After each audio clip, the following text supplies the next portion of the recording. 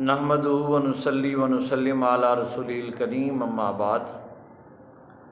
آج ایک اہم مسئلے کی طرف ہم متوجہ کریں گے۔ یہ ایک مسئلہ پوچھا جاتا ہے کہ خاوند کی وفات کے بعد بیوی اس کو چھو سکتی ہے، اس کو دیکھ سکتی ہے، اس کو غسل وغیرہ دے سکتی ہے؟ تو یاد رکھیں کہ خاوند کی وفات کے بعد بیوی کا اس سے تعلق باقی رہتا ہے۔ اسی وجہ سے تو وہ بیوی خاوند کی وفات کے بعد 4 ماہ 10 دن عدت بھی گزارتی ہے۔ تو لہذا جب اس کا تعلق باقی ہے تو خاوند کی وفات کے بعد بیوی کے لیے یہ تمام کے تمام امور جائز ہیں۔ خاوند کا چہرہ دیکھنا، خاوند کو غسل دینا، اس کے کفن وغیرہ کا انتظام کرنا، یہ سب کا سب شرعاً درست ہے۔ اب اس کے برعکس ایک مسئلہ یہ پوچھا جاتا ہے کہ آیا زوجہ کی جب وفات ہو جائے تو خاوند اس کو غسل وغیرہ دے سکتا ہے، اس کو دیکھ سکتا ہے، اس کو چھو سکتا ہے یا نہیں چھو سکتا؟ یا اس کو ایک یہ معاشرے میں کہہ دیا جاتا ہے کہ خاوند کی وفات کے بعد جی عورت کو تو طلاق ہو جاتی ہے۔ تو یاد رکھیں زوجہ کی وفات کے بعد یہ کہہ دیا جاتا ہے کہ زوجہ کی وفات کے بعد زوجہ کو خاوند کی طرف سے وہ طلاق واقع ہو جاتی ہے، تو طلاق تو واقع نہیں ہوتی، البتہ نکاح وغیرہ کے احکامات ختم ہو جاتے ہیں۔ من جملہ اس میں بیوی کو چھونا بھی آ جاتا ہے، وہ بھی ممنوع ہو جاتا ہے۔ اسی طرح بیوی کو غسل دینا وغیرہ یہ سب کے سب امور ممنوع ہو جاتے ہیں۔ البتہ یہ سختی نہیں کرنی چاہیے، خاوند بیوی کی وفات کے بعد اس کا چہرہ دیکھ سکتا ہے، یہ شرعاً درست ہے۔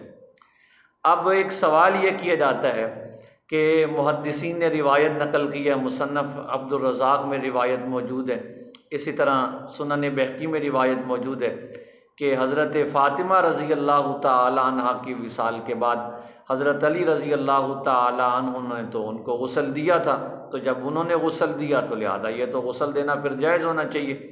تو یاد رکھیں پہلی بات تو یہ ہے کہ غسل صحیح روایات کے مطابق حضرت ام ایمن رضی اللہ تعالی عنہ اور اسی طرح حضرت ابو بکر صدیق رضی اللہ تعالی عنہ کی زوجہ، ان دونوں نے دیا تھا۔